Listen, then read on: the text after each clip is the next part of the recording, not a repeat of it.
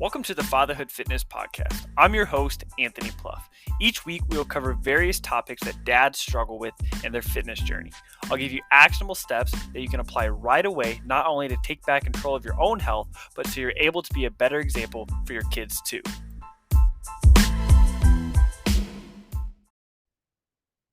All right, welcome in.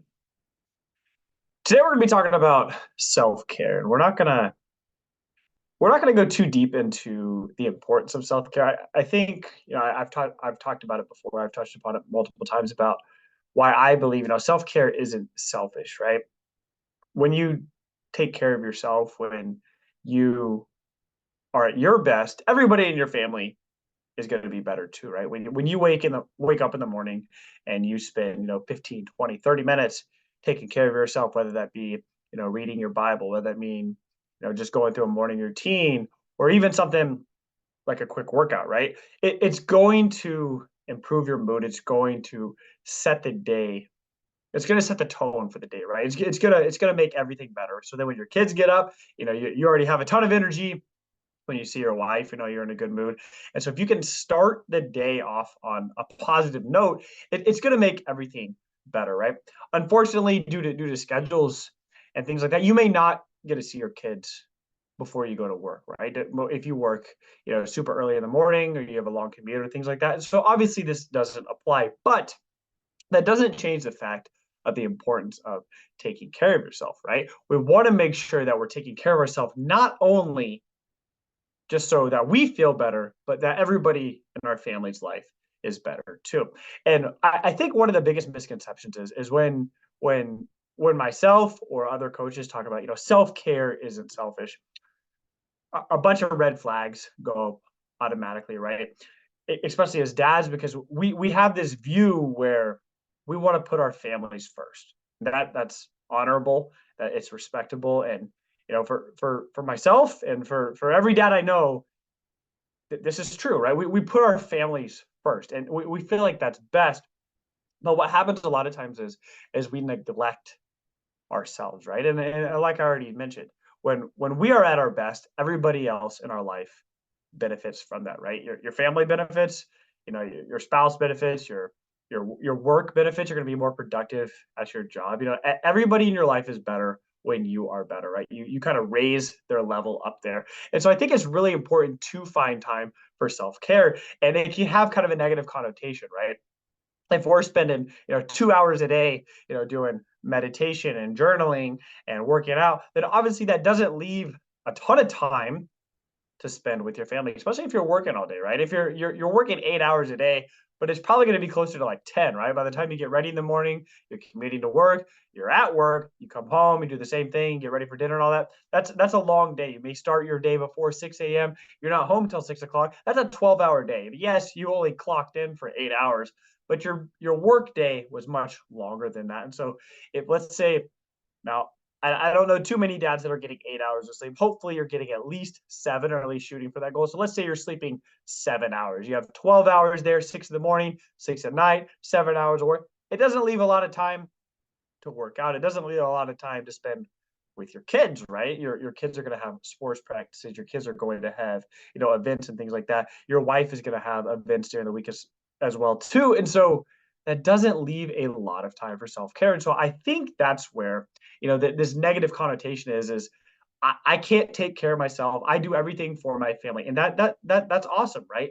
But if you're not taking care of yourself, then are you really doing everything you can for your family? And the short answer is no, right? When you are at your best, I'm going to keep saying it. When you are at your best, everybody in your family's life is better because of it. Now, everybody has different schedules, right? For me, it's very easy to get a workout, and I have tons of. I've spent years building a home gym, buying equipment over time, and so I have 5 feet to my left here. I have a pull-up bar. I can easily get a workout in. I have adjustable weights behind me. I have all sorts of equipment, and so for me, it's very easy to get a workout in. Right? I can wake up in the morning and I am at the gym. I already have.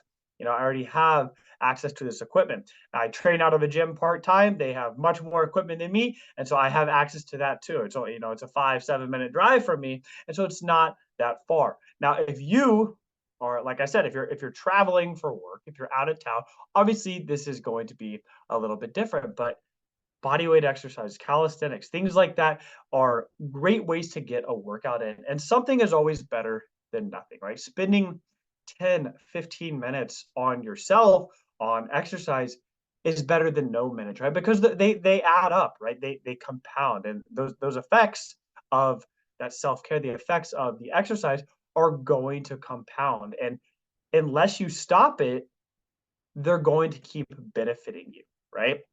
And so I think there's a misconception about self-care, about self-care doesn't have to look like an hour morning routine, right? Self-care doesn't have to look like an hour workout. Self-care can be 5 minutes alone in the morning. Self-care can be 15-minute workouts 3 times a week. That's self-care. That's taking care of yourself. That's taking steps to make yourself better, to feel better, to improve your health, to be in a better mood, have more energy.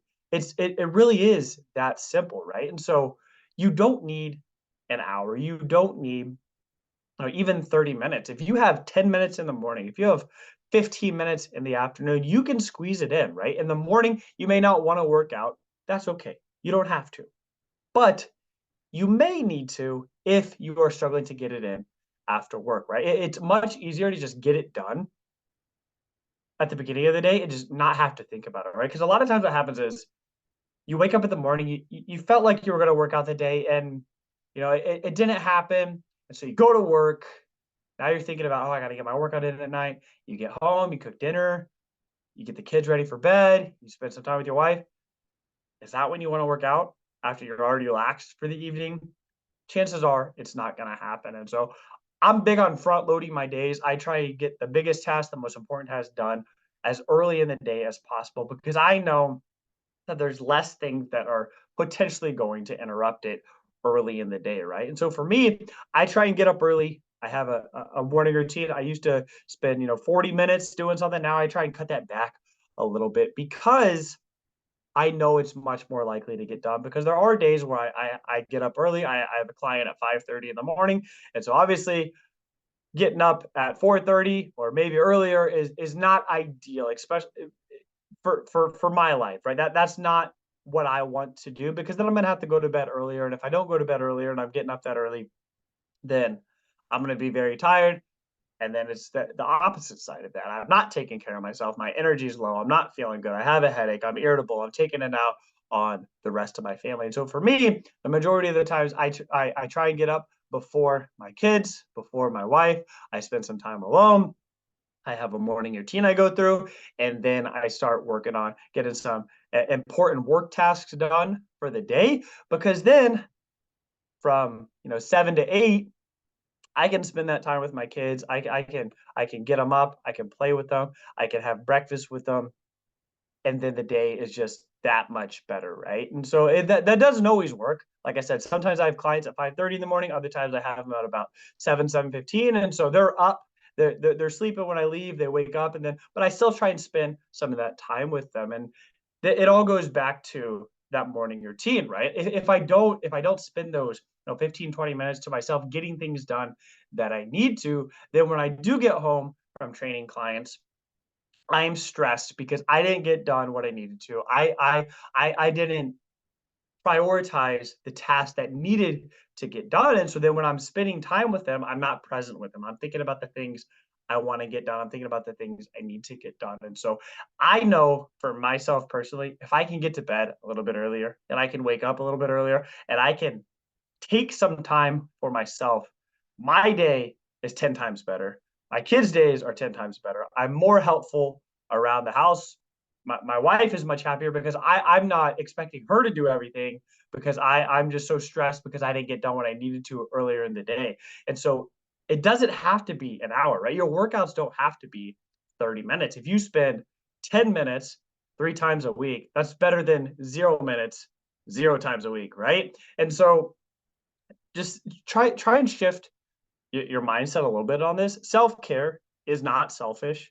Self-care can become selfish when it's taken away time from other activities, right? If you're spending an hour and a half going to the gym, you went to work at 6 a.m., you got home at 6 p.m., then you're having dinner, and then you're leaving to go to the gym and you're only spending, 15, 30 minutes, maybe an hour with your kids, then it's probably becoming an issue, right? And because that's not what we want to be. The most important job we have as dads is being a dad.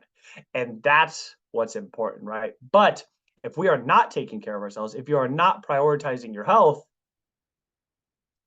then the rest of it is just going to have a kind of a negative spiral there.